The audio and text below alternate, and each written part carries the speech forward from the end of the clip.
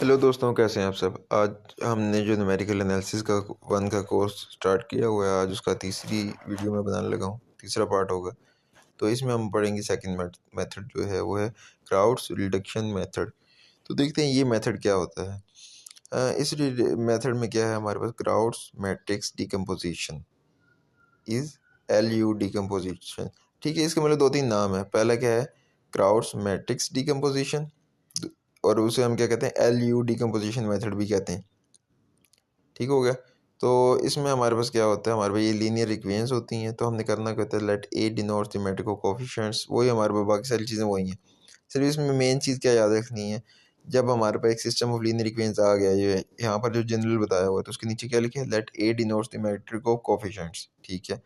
Then crowds method क्या कहता है कि डिकम्पोज हम करेंगे मैट्रिक्स ए को into upper triangular matrix and lower triangular matrix such as कि देखें, जो हमारे पास जितना भी linear system of linear equations दिया होगा, जैसे आगे एग्जांपल में हम देखेंगे भी, तो उसमें से हमने क्या करना है, कोफिशिएंट्स का एक मैट्रिक्स बना लिया। अब वो जो कोफिशिएंट्स का मैट्रिक्स है उसे हमने क्या दिया है, ए। तो उसको हमने क्या करना है, दो मैट्रिसेस में उसको डिकम्पोज करना है, एल और यू में। ठीक है। उसके बाद आगे क्या करना है, और वो एल और यू में हमने किस तरीके से डिकम्पोज करना है वो आगे एग्जाम्पल में ही देख लेते हैं। देखें, इसमें हमने वही करना है, क्राउड्स मेथड से इसको सॉल्व करना है। तो हमारे पास तीन इक्वेशंस हैं, तीन ही वेरिएबल्स हैं, एक्स वाई जेड, और तीन इक्वेशंस हैं। तो पहले मैंने क्या कर लिया, इसमें जो हमारे पास इन तीनों इक्वेशंस के कोफिशिएंट्स हैं वो निकाल लिए। तो वो ये देखें, जो मेरे पास यहाँ राइट साइड पे बन रहा है, 3 1 2 पहली रो, 2 - 3 - 1 दूसरी रो, और 1 - 2 1, ये थर्ड रो। तो ये मैंने एक मैट्रिक्स ए बना लिया। अब मैंने इसको डिकम्पोज देखें किस तरीके से किया। ठीक है, तो अब इस चीज़ को देखना है आपने। उसको मैंने जनरल यहाँ पे एक एल और एक यू लिख लिया है। ठीक है। एल हमारे पास क्या है, लोअर ट्रायंगुलर मैट्रिक्स, और एक है अपर ट्रायंगुलर मैट्रिक्स। जो है हमारे पास लोअर ट्रायंगुलर मैट्रिक्स, उसमें क्या होगा, डायगोनल और उससे नीचे वाले जितने मेंबर्स हैं उन सारों का हमने लिख लेना है, और ऊपर वाले सारे ज़ीरो। अपर ट्रायंगुलर मैट्रिक्स में क्या होगा, डायगोनल से ऊपर वाले, इस चीज़ को आपने समझना है। अपर में क्या होगा, डायगोनल से ऊपर वाले जो हैं उनको हमने यू यू लिख लेना है, यू यू यू, आगे पोजीशंस उसके नीचे सेट कर लेनी है। डायगोनल को 1 1 कर देना है, और नीचे क्या हो जाएगा, ज़ीरो। तो ये एल और यू का हमने लिख देना है। ठीक है। यहाँ पे क्या चीज़ ध्यान में रखनी है, जो यू है वो हमारे पास क्या होगा, उसमें डायगोनल 0 1 1 होगा, डायगोनल 1 1 होगा। ठीक हो गया।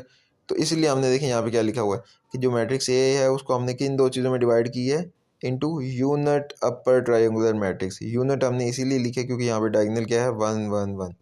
तो इसलिए हम जो अपर को क्या कहते हैं, यूनिट अपर ट्रायंगुलर मैट्रिक्स, जो कि दूसरे को क्या कहते हैं, सिंपली लोअर ट्रायंगुलर मैट्रिक्स। तो एल और यू की उम्मीद आपको समझ आ गई होगी। तो ए की इक्वल मैंने इन दोनों को लिख दिया, मीन्स के क्या है कि इन दोनों की डिकम्पोज इनको किया तो ए बना। ठीक है। तो एक ही डिकम्पोजिशन है ये दोनों मेथड। अब आगे देखते हैं। इसमें हमने सिंपली जैसे दो मैट्रिसेस को हम पहले मल्टीप्लाई शुरू से करते आ रहे हैं, फर्स्ट रो फर्स्ट कॉलम, फिर फर्स्ट रो सेकंड कॉलम, फिर फर्स्ट रो थर्ड कॉलम। इस फिर क्या करेंगे, second row first column, second row second column, second row third column. उसके बाद क्या हो जाएगा, third row first column, third row second column, और थर्ड रो थर्ड कॉलम। ये अब मैंने बता दी है, आप इसको बाय हैंड करेंगे तो ये जो मैंने नेक्स्ट पेज बना हुआ है ये आ जाएगा। ठीक है। अब यहाँ पे हमारे पास क्या हो गया, दो मैट्रिसेस आ गए हैं, बीच में इक्वल का साइन है। एक मैट्रिक्स ये बड़ा सा यहाँ पे बन गया आफ्टर मल्टीप्लिकेशन, और दूसरा यहाँ पे ए लिखा हुआ है। तो अब सिंपली हमने क्या कर देना है, दोनों साइड्स को कंपेयर कर लेना है। ठीक है। तो देखिए, जब कंपेयर करेंगे तो L11 L21 L31 इनकी वैल्यूज़ तो हमारे पास डायरेक्ट आ जाएंगी। ठीक है। मसला किधर बनेगा, जब हमने ये जो मेरी लेफ़्ट साइड पे है, ये जो दूसरा मैट्रिक्स है, इसमें सेकंड कॉलम और थर्ड कॉलम, इसमें क्योंकि अभी हमारे पास बन रहा है, जैसे देखें L11 U2 L21 U1, इस तरीके से मतलब करके ये सारी टर्म्स बन रही हैं। तो अब इनके इक्वल हमने लिख लेना है। अब हमने यूज़ क्या करना है, बारी बारी वही जो सारा एक सीन है, सब्स्टिट्यूशन वाला मेथड होता है। L11 L21 और L31 की वैल्यूज़ हमारे पास हैं, हम इनको यूज़ करेंगे, तो हमारे पास बाकी वैल्यूज़ भी आहिस्ते आहिस्ते आने लग जाएंगी। ठीक है। ये सिंपली ये है कि वो मतलब सॉल्व ही करना है उसको, वैल्यूज़ हमारे पास निकलती आएंगी। ठीक है। तीन डायरेक्ट आ जाएंगी। उसके बाद हमने स्टेप वाइज इनको, इन वैल्यूज़ को यूज़ करके बाकी वैल्यूज़ भी निकालते जाना है। तो ये इस पेज पे मैंने सारा सॉल्व किया हुआ है। ये अब बताने वाली इसमें इतनी कुछ खास चीज़ है नहीं, तो वो जैसे हम आप इसी फ्लो में करते जाएंगे तो आपको समझ आ जाएगी। ठीक है।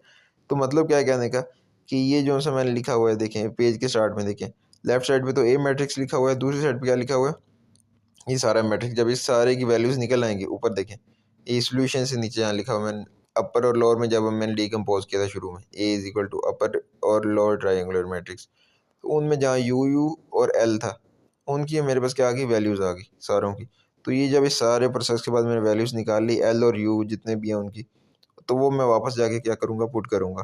तो देखिए यहाँ क्या लिखा है, देयरफॉर फाइनली हमारे पास क्या आ जाएंगी, एल मैट्रिक्स की भी वैल्यूज़ आ जाएंगी और यू मैट्रिक्स की भी वैल्यूज़ आ जाएंगी। ठीक है, तो असल में हम पढ़ के रहे हैं क्राउड्स रिडक्शन मेथड। ठीक है, क्राउड रिडक्शन मेथड, तो इसका मैं आपको एट द एंड जनरल भी बताऊंगा कि जनरल फिर हमने ओवरऑल क्या किया। अभी तक यहाँ तक आपको समझ आ गई है।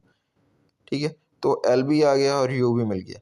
इसके बाद हमने एक रिलेशन क्या खुद से लिखना है, L G equal to B. ठीक है, आपको पता है कि हमने यहाँ जब हमें एग्जाम्पल के शुरू में दिया हुआ है ये सारा तीन एक सिस्टम ऑफ लीनियर इक्वेशन दिया और हमने क्राउड्स मेथड से इसको सॉल्व करना है, तो मैंने से इसकी कोफिशिएंट्स का एक मैट्रिक्स यूज़ किया अभी तक। ठीक है, बाकी मैंने नहीं यूज़ किया, आपको पता हम इसके तीन बनाते हैं, A X is equal to B बनाते हैं। तो उसमें एक ए मैट्रिक्स होता है कोफिशिएंट्स का, एक्स होता है वेरिएबल्स का और बी होता है कॉन्स्टेंट्स का। तो जो कॉन्स्टेंट्स का था मैट्रिक्स वो अब हम यूज़ करेंगे। ठीक है, जब हमने एल और यू को फाइंड कर लिया तो देखें यहाँ पे क्या लिख दिया मैंने, L G is equal to B. तो एल हमने अभी ऊपर निकाला हुआ है, ये जो है लोअर ट्रायंगुलर मैट्रिक्स ये लिख लिया। जी हमने खुद से एक लिखा है तो इसलिए हम उसको जनरल लिख देंगे Z1 Z2 Z3, और बी जो हमारे पास कोफिशिएंट्स का मैट्रिक्स है वो लिख दिया। ठीक है, तो यहाँ पे वही काम करेंगे, जो हमारे लेफ्ट साइड दो मैट्रिक्स बन रहे हैं इनको आपस में मल्टीप्लाई कर दूंगा। तो ये जब मल्टीप्लाई हो जाएगा तो फिर ये दो मैट्रिक्स आमने सामने आ जाएंगे, इनको हम कंपेयर कर लेंगे। ठीक है, तो वहाँ से Z1 Z2 और Z3 की वैल्यूज़ आ जाएंगी। जब वो आ जाएंगी तो वो मैं क्या करूँगा, Z1 Z2 Z3 तीनों की वैल्यूज़ आ गई। तो देखें जब हमने L और U फाइंड कर लिया था तो पहले मैंने क्या लिखा, L G equal to B. जब जी पता चल जाएगा उसके बाद मैं क्या लिखूँगा, यू एक्स, क्योंकि देखिए ना एट द एंड अल्टीमेटली हमने जो कोई भी मेथड आगे जितनी भी मेथड लगाएंगे हमने जो वेरिएबल अननोन वेरिएबल्स उनकी वैल्यूज़ फाइंड करनी होती हैं। तो अभी तक सबसे पहले मैंने कोफिशिएंट्स का मैट्रिक यूज़ किया ए, फिर मैंने ये जेड फाइंड करने के लिए बी कॉन्स्टेंट्स का मैट्रिक्स यूज़ किया बी। अब क्या करेंगे, एक्स मैट्रिक्स यूज़ करेंगे जिसमें हमारे पास हमारे वेरिएबल्स हैं अननोन वेरिएबल्स। तो उसके लिए मेरे पास U X is equal to G मैंने लिख दिया। तो इसमें यू अपर ट्रायंगुलर मैट्रिक्स है, U not upper triangular matrix वो भी है। एक्स हमारे पास क्या है, जो हमारी अननोन वेरिएबल्स हैं एक्स वाई जी, और जी की वैल्यूज़ अभी हमने फाइंड कर ली हैं। ठीक है, तो अब सिंपली हम क्या करेंगे, इनको फिर से मल्टीप्लाई करेंगे। ठीक है, एक्स वाई और जी को जब इनको मल्टीप्लाई करेंगे तो हमारे पास फिर से क्या हो जाएगा, मीन्स कि हमने इसको अब इसके बाद सॉल्व भी करना है, मल्टीप्लाई करेंगे और उसके बाद इसकी वैल्यूज़ निकालने लग जाएंगे। लेकिन हमने डायरेक्ट नीचे से शुरू करना है। देखें नीचे से जब शुरू करेंगे तो क्या हो जाएगा, हमारे पास z की वैल्यू तो डायरेक्ट आ गई। ठीक है, y की वैल्यू एक स्टेप के बाद आ जाएगी, और थर्ड की वैल्यू जब z और y की दोनों की वैल्यू लगाएंगे ऊपर तो x की वैल्यू भी आ जाएगी। ठीक है, तो x y z तीनों हमने इस तरीके से फाइंड कर लेने जो अल्टीमेटली हमने फाइंड करना था हमारे unknown variables x y z की वैल्यूज़। तो इसमें फिर से देखें, मैं एक बार एक ओवरव्यू फिर से दे देता हूँ।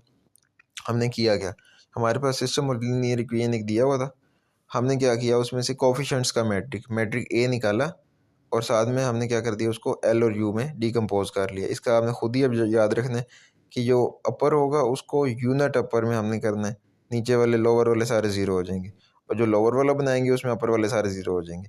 तो इसमें जब दो किया उसके बाद सिंपली इसको मल्टीप्लाई करना है। अब क्राउड्स मेथड की जब भी कोई एग्जांपल आ जाती है ये स्टेप तो सेम ही रहेंगे, सिर्फ चेंज कहाँ आएगी, जो हमारे पास कोफिशिएंट्स का मैट्रिक बनेगा। तो बाकी जो एल और यू की जो मल्टीप्लिकेशन है वो भी हमेशा सेम ही आएगी। ठीक है, जब हम इनको फिर मल्टीप्लिकेशन के बाद कंपेयर करके वैल्यूज़ फाइंड करेंगे एल और यू की, तब हमारे पास वो फ़र्क आएगा। तो वो हमारे वैल्यूज़ हमेशा क्वेश्चन और जो हमारे पास सिस्टम दिया जाएगा उसके अकॉर्डिंग डिफरेंट होंगे। तो जो वैल्यूज़ निकल आएंगी एल और यू की, उसके बाद हम बी को यूज़ करेंगे, वो कैसे, L G is equal to B लिख के।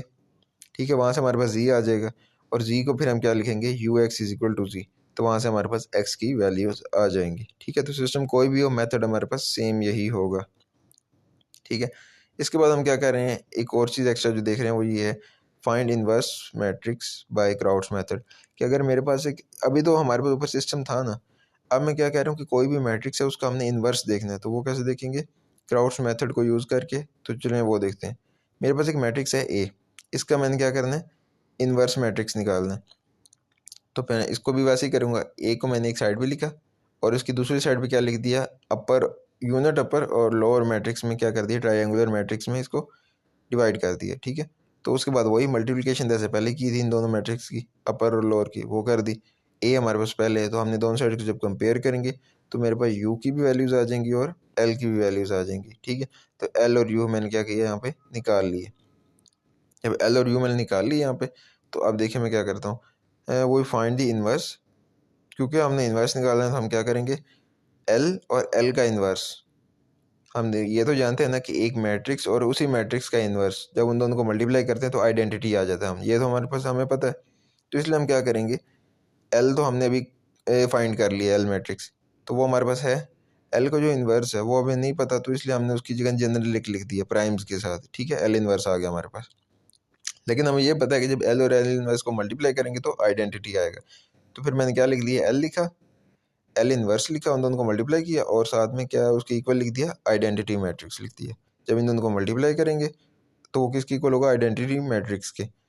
आफ्टर मल्टीप्लिकेशन हमने दोनों साइड को कंपेयर करेंगे तो हमारे पास क्या आ जाएगी, इन्वर्स जितने भी हैं, एल इन्वर्स 1 1, एल इन्वर्स 2 2, उन सारों की वैल्यूज आ जाएंगी। मीन्स कि हमारे पास एल इन्वर्स मैट्रिक्स आ जाएगा। एल था हमारे पास, एल मैट्रिक्स था, एल इन्वर्स मैट्रिक्स आ जाएगा। सेम इसी तरीके से हम क्या करेंगे, u और u inverse is equal to identity. तो इसमें भी हमारे पास u है, आइडेंटिटी का पता है, तो u इन्वर्स हमने करना है। सेम उसी तरीके से हम क्या करेंगे, यहाँ पे वही सीन करेंगे, मल्टीप्लाई करेंगे और उसके बाद इनको कंपेयर करके u इन्वर्स जितने भी उनकी वैल्यूज़ निकाल लूँगा। तो मेरे पास फिर क्या हुआ, l और u पहले से हमने कैलकुलेट कर लिया था और l इन्वर्स और u इन्वर्स मैंने अब कैलकुलेट कर लिया, जहाँ मैंने हैंस के पास u लिखा, u इन्वर्स। तो ये दोनों भी मेरे पास आ गए। तो अब हम क्या करेंगे, मेरे पास एल इन्वर्स भी है और यू इन्वर्स भी है। तो जब एल इन्वर्स को और यू इन्वर्स को, क्योंकि देखें एल और यू जो थे वो किसके इक्वल थे, ए के इक्वल थे। ठीक है, तो इसी तरीके से जब एल और यू का जो इन्वर्सेस होंगे उनकी मल्टीप्लिकेशन किसके इक्वल होगी, ए इन्वर्स के इक्वल होगी। ठीक है, तो इन दोनों को जब मैंने फिर मल्टीप्लाई किया तो वो मेरे पास आफ्टर मल्टीप्लिकेशन जो मैट्रिक्स बनेगा वो क्या होगा, ए इन्वर्स बनेगा। सिंपल सी चीज़ है, क्योंकि ए जो है हमारे पास वो किसकी इक्वल है, एल यू के इक्वल है। तो जो एल और यू का इन्वर्सेस होंगे वो किसके इक्वल होंगे, ए इन्वर्स के इक्वल होंगे। तो अब ये मेरे पास ए इन्वर्स एक आ गया। अब हमने देखना है कि जो ए इन्वर्स है क्या ये सच्ची में हमारे पास वही इन्वर्स निकला जो हमारे पास ऊपर, ये देखें शुरू में जो मैट्रिक्स था ए दिया हुआ था, ये ए मैट्रिक्स दिया हुआ था और जो हमने ए इन्वर्स निकाला है, उस मैट्रिक्स का इन्वर्स निकाला है, ये ठीक भी है कि नहीं है। तो सिंपली हम इसको चेक करने के लिए क्या करेंगे, वही जो हमें पता है कि किसी भी मैट्रिक्स को उसकी इन्वर्स से जब मल्टीप्लाई करते हैं तो आइडेंटिटी आता है। तो इन दोनों मैट्रिसेस को मैं मल्टीप्लाई करूँगा आपस में, तो वो आइडेंटिटी आना चाहिए। ठीक है, अगर आइडेंटिटी आ जाता है तो मतलब हमारा क्या होगा, ये इन्वर्स जो मैट्रिक्स हमने कैलकुलेट किया ये ठीक की है। तो देखें जब मैंने ए और ए के इन्वर्स को मल्टीप्लाई किया और उसके बाद सॉल्व आउट किया तो हमारे पास आइडेंटिटी मैट्रिक्स आ गया। तो हमने क्या प्रूव कर दिया कि ये जो है आइडेंटिटी, ठीक है, मीन्स कि ए और ए इन्वर्स जो है उनका आंसर क्या आता है, आइडेंटिटी मैट्रिक्स आता है। तो हमने क्या कैलकुलेट कर दिया, हमने इन्वर्स मैट्रिक कैलकुलेट कर दिया बाय यूजिंग क्राउड्स मेथड। ठीक है, तो उम्मीद करता हूँ आपको इस मेथड की समझ आ गई होगी। और इसमें क्योंकि यहाँ पेज पे सारा सॉल्व आउट हुआ हुआ है तो जो इसमें कैलकुलेशन वाले स्टेप्स हैं वो आप खुद ट्राई करेंगे तो आपको और मज़ीद क्लियर हो जाएगा इसकी प्रैक्टिस जब कर लेंगे। ठीक है, तो नेक्स्ट वीडियो में मिलते हैं, तब तक के लिए अल्लाह हाफिज़।